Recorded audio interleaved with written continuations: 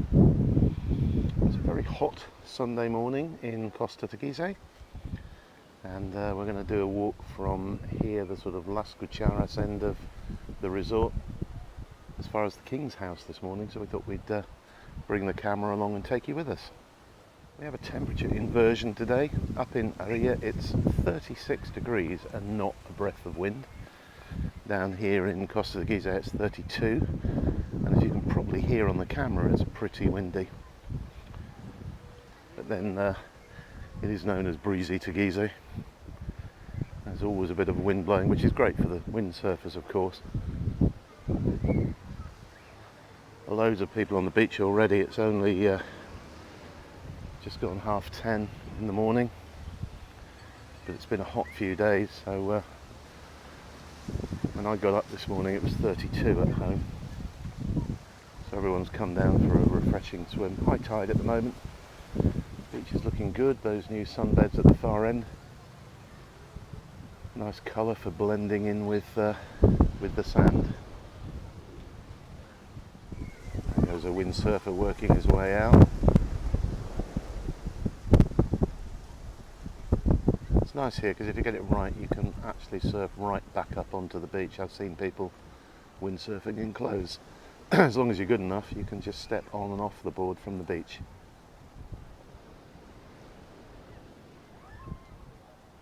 So the cycleway obviously causing some confusion because loads of people walking up and down it for some reason.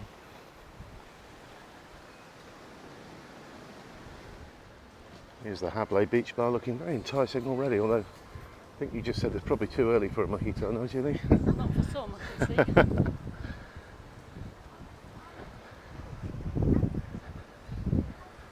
So we were just debating what the name of the one that burned down here was. We think it's Surf Wings, but Yeah, Surf Wings. the rebuild seems to be coming along reasonably well there. So no doubt that'll be open in the next month or so, I would guess, looking at it. By the noise of the construction work at Surf Wings, here's the close-up of the sunbeds we were showing you from the other side of the beach earlier. Further on around the corner we've got Hennessy's, of course.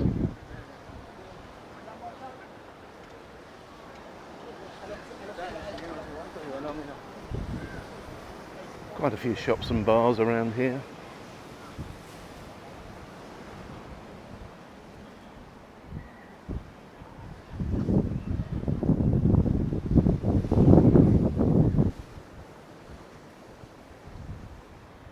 One's gone, hot stick. Yeah, looks like it. And the waterfront looks like they're opening up now. Around the corner we've got the Dolphin run by Ian, who will no doubt be doing a roaring trade in Sunday lunches today. And the Irish Bailey.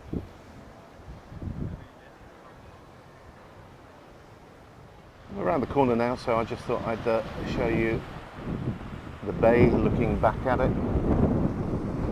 Sorry about the wind noise. We've come around the corner now, and we've walked about 1.5 kilometres all along the seafront promenade, and there's a big cruise ship in. I'll zoom in so you can see it. There we go, just beyond the power station and desalination plant. And up ahead of us, we'll film from there in a minute, we've got Playa Hadleo.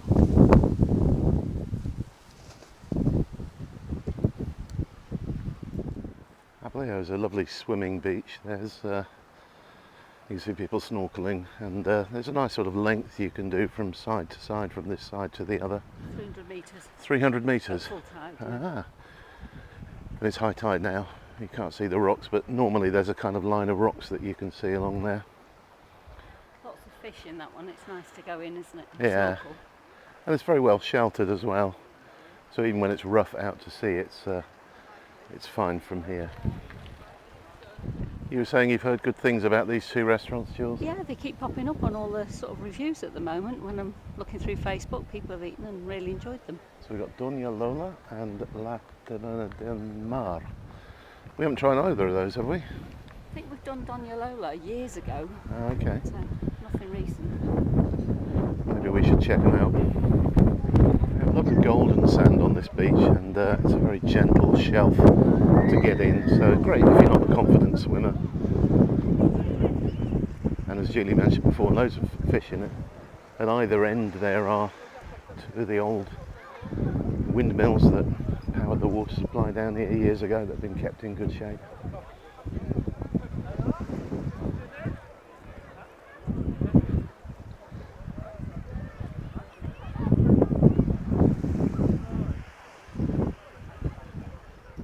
So having recently travelled to other towns and cities and resorts on the peninsula in both Spain and Portugal, one of the things that strikes me today is this is what's so special about Lanzarote. We are right on the front line to the ocean.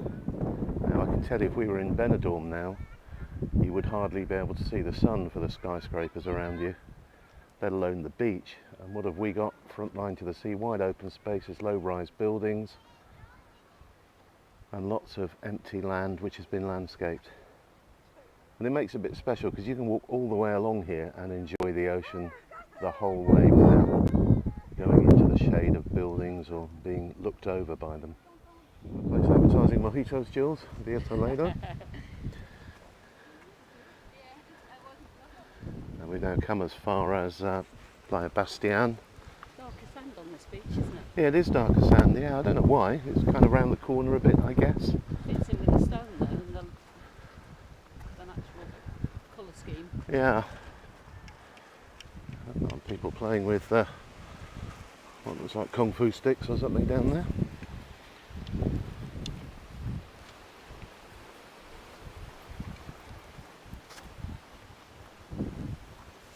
That's 2.5 kilometres since we left the car park at Las Cucharas, and that's brought us to the Playa hotel, which many of you may know.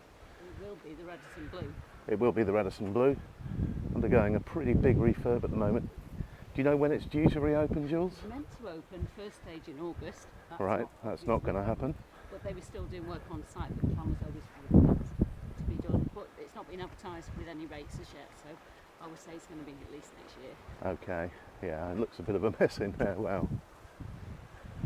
Very popular hotel for many, many years. It was adults only though, wasn't it? Yeah. It's not opening. It's opening as a family hotel. And it was mainly a TUI hotel, wasn't it, before? Yes, TUI Yeah. Gold. Yeah, I mean, there's nothing in the middle there except for boulders at the moment. Right, well that's a wrap then, because we're going to turn around and walk back to get our 5k in. Hope you've enjoyed that. Have a great weekend, and bye for now.